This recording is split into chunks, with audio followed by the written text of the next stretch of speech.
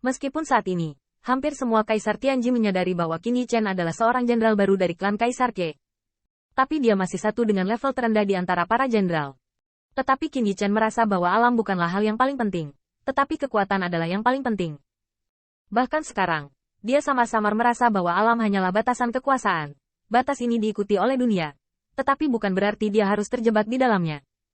Tentu saja, Qin Yichen merasa sangat tidak menonjolkan diri dengan pemikiran semacam ini yang mungkin telah dia kembangkan.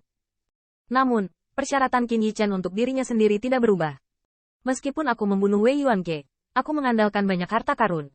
Jika aku tidak memiliki bihai Imperial Tool, aku bahkan tidak bisa menahan kekuatan mendalam Wei Yuanke. Wei Yuanke adalah kaisar yang kuat, terkenal di seluruh dunia. Tetapi Qin Yichen merasa bahwa setelah menerobos alam Daohua, paling tidak, dia tidak dapat mengandalkan begitu banyak harta untuk membunuh kaisar. Tentu saja, jika kata-kata ini didengar oleh raksasa kaisar lainnya, saya takut mereka ingin menamparkan Qin Yichen sampai mati. Apakah Anda tidak menonjolkan diri? Perluasan pisau pencuri Anda tidak pernah berhenti. Tapi bagi Qin Yichen, ini menghilangkan diri sendiri. Memang benar mengandalkan harta, tapi harta ini miliknya. Setelah pertarungan lain, Lu Yagurt masih bisa memotong leher Wei Yuanke. Tidak mau mengandalkan banyak harta adalah peningkatan diri Qin Yichen, tetapi itu tidak berarti orang lain dapat mempertanyakan kekuatannya. Jika Anda ingin mengalahkan kaisar dengan Dao, Anda tidak dapat mengandalkan keadaan murni. Faktanya, dalam pertempurannya dengan Wei Yuanke, setiap kekuatan yang dibawa oleh kerajaan berada dalam posisi yang tidak menguntungkan, dan alam Daohua sendiri tidak dapat mengalahkan raksasa kaisar. Qin Yichen samar-samar dapat memahami batas-batas Taoisme, tetapi dia tidak cukup kuat untuk mendobrak batas antara Taoisme dan raja sendirian. Dengan cara ini, kita perlu berfokus pada banyak cara yang ampuh.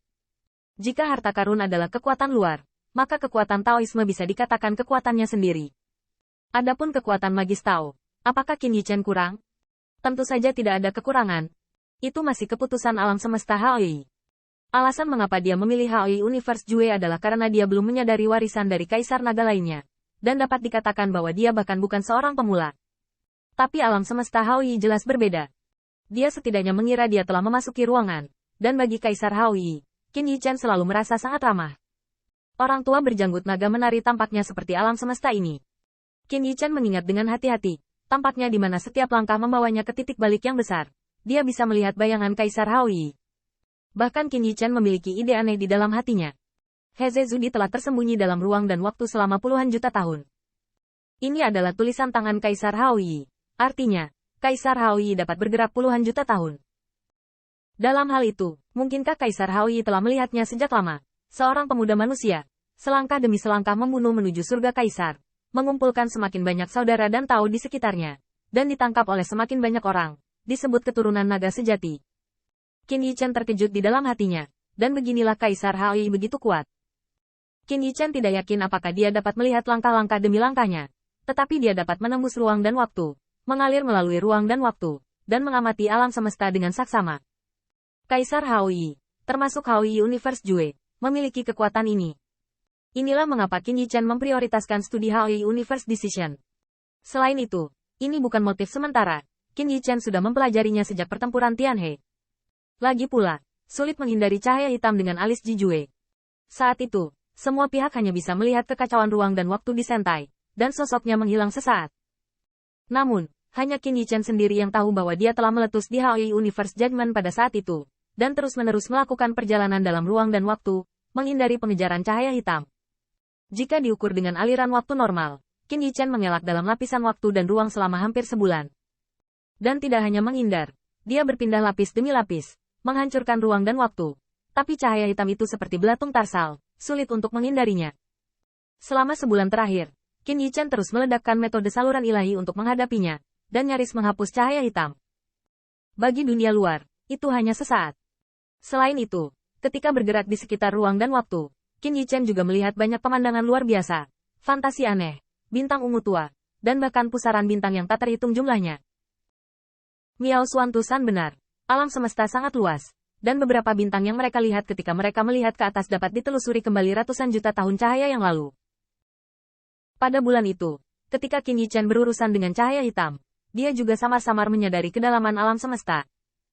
Baru setelah itu dia mengerti bahwa bepergian dalam ruang dan waktu hanyalah menjelajahi bulu alam semesta, atau bahwa perjalanan dalam ruang dan waktu hanyalah kunci untuk menyaksikan luasnya alam semesta. Dan sekarang, dia ingin menggunakan ini sebagai kunci untuk memahami tingkat ruang dan waktu alam semesta yang lebih dalam.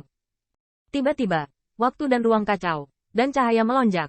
Tetapi bukan sosok Qin Yichen yang menghilang, tetapi aula umum besar tempat dia berada. Saya melihat Qin Yichen duduk bersila, dan dia awalnya duduk bersila di tanah ruang budidaya. Tetapi pada saat ini, itu seperti asap yang diselimuti asap, dan semua yang dia lewati berubah menjadi alam semesta yang luas dan mendalam. Perubahan ini bukanlah ilusi. Tetapi istana umum Qin Yichen memang telah menghilang dan berubah menjadi seluruh dunia. Istana jenderal diubah menjadi alam semesta, dan tentu saja tidak mungkin untuk menyembunyikannya dari Wen Tianguan. Dalam sekejap, leluhur kedua Kaisar Ke, dan bahkan Putri Wenxing, semua yang muda dan berkuasa datang. Kayu ini. Putri Wenxing tercengang, istana jenderal kayu yang asli tidak kecil. Meskipun kayunya tidak peduli, itu dibangun dengan gaya yang hebat. Tetapi pada saat ini, saya melihat bahwa yang ada hanya gerbang aula jenderal besar. Di belakang gerbang, ada alam semesta di mana sosok kayu duduk bersila. Selama dia melewati gerbang istana, dia sepertinya bisa mencapai Qin Yichen. Namun, itu adalah jarak gerbang istana. Tetapi Putri Wenxing merasa bahwa dia jauh dari Qin Yichen. Jauh, dan yang terakhir tampak berenang dalam ruang dan waktu. Aneh dan tak terbatas. Putri Wenxing tahu bahwa bukan karena gerbang istana sulit untuk dilintasi. Tetapi pencapaian ruang waktu kayu menyulitkan mereka untuk mencapainya. Untung, Tianxing sedang mengembangkan dao besar ruang dan waktu, dan tampaknya akan ada kemajuan besar. Kapan dia menyadari ini? Nenek moyang kedua Kaisar Ke saling memandang dengan heran dan kesalahan. Ke Yuheng mengelus janggut peraknya dan mengingat dengan detail. Mungkinkah metode Jijue sebelum kematiannya menjadi seluruh langit? Itu mungkin.